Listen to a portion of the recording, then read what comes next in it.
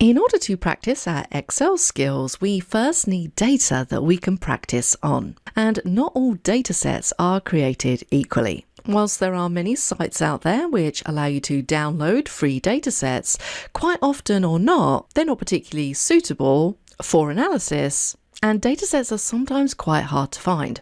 I know for myself, I'm always looking for new datasets that I can use, but I don't want to use a dataset that maybe infringes somebody else's copyright or is somebody else's dataset.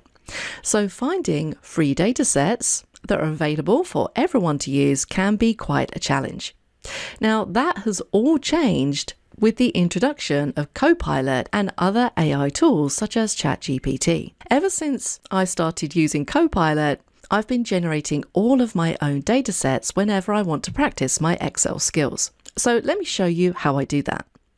Now on the screen currently, I just have an empty Excel workbook. And what I want here is a practice dataset related to HR.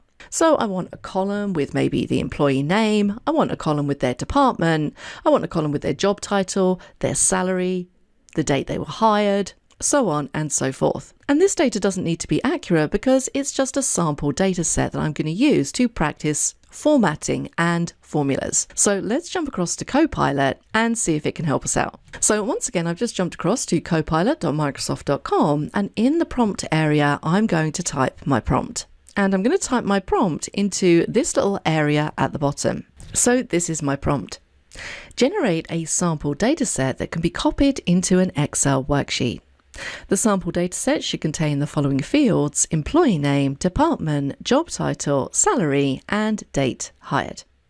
So let's click on submit and see what Copilot produces. Now notice here I haven't specified how many records I want. Now notice what it's done. It's created a CSV file and it's given me a download link.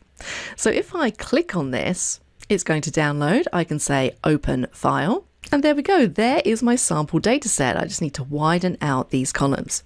Now your dataset isn't going to contain any formatting, so you would need to go through and maybe apply bold heading to this, and then you might want to apply some currency formatting, so on and so forth.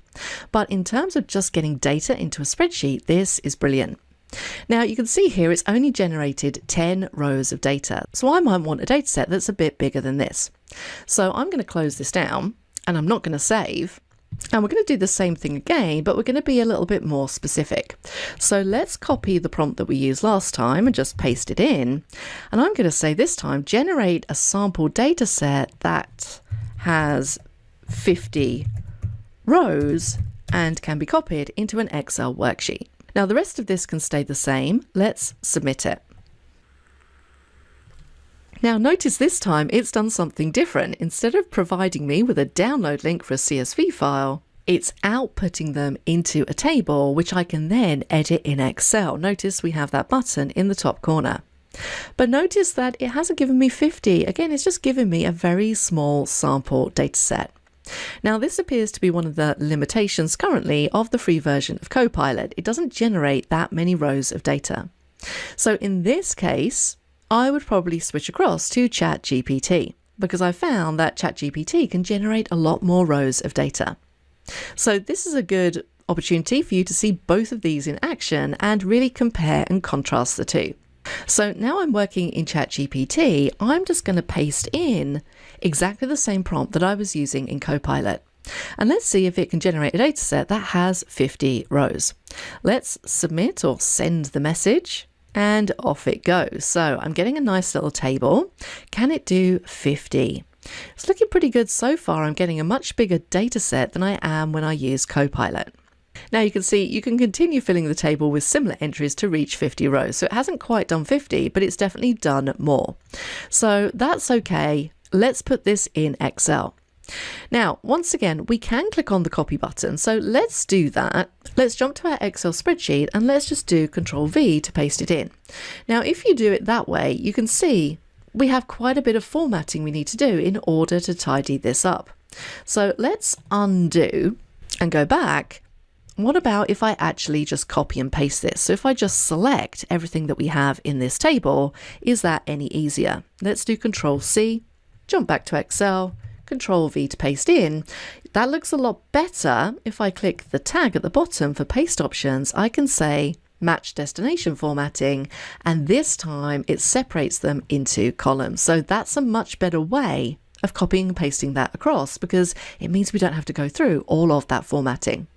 So now I can simply bold the heading. I could even put this into a table if I wanted to. So let's say Control T. Yes, my table has headers. I can change the table style, so let's go for something like that. Maybe I want to change the formatting on the salary column. We can do that as well and take those down. But nice and quickly there, I've got myself a workable data set that I can practice my Excel skills on. So that was a good opportunity to see the difference between Copilot and ChatGPT.